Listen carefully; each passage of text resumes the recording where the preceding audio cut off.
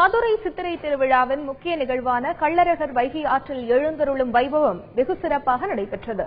பச்சை பட்டுடுத்தி தங்க குதிரை வாகனத்தில் கள்ளழகர் வைகை ஆற்றில் எழுந்தருளினார்.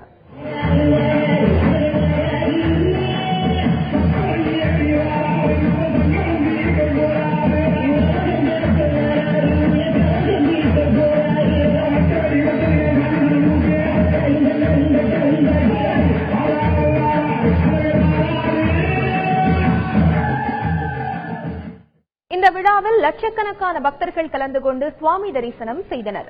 கள்ளழகர் வைபவத்தை தொடர்ந்து மழை வளமும் நலமும் பெருகும் என்று பக்தர்கள் நம்பிக்கை தெரிவித்தனர். மக்கள் அழகர் ஆத்திரங்களுக்கா பாக்குறதுக்கா வந்திருக்காங்க. ரொம்ப அற்புதமா இருக்கு. நேற்று எதிர் சேவையும் பிரமாதமா இருந்துச்சு.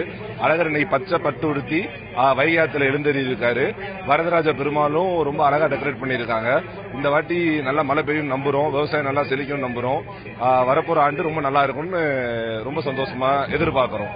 இந்த மண்ணில பிறப்பதற்கு, இருப்பதற்கு, இறப்பதற்கு முக்தி வாய்ந்த இந்த மதுரை மாநகரில் பிறந்து வளர்ந்த எங்களுக்கு பிறந்ததன் பெயரை நாங்கள் அடைந்த புண்ணியத்தை பெறுகிறோம்.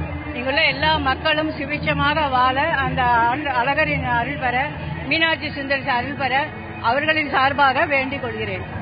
இந்த வைபவத்தில் திரளான பக்தர்கள் கலந்து கொண்டு கோவிந்தா முழக்கத்துடன் சுவாமி தரிசனம் செய்தனர். வழிநெடுகிலும் வேடம் தரித்திருந்த பக்தர்கள் அழகர் மீது தண்ணீரை பீச்சியடித்து தீர்த்தவாரி நடத்தினர்.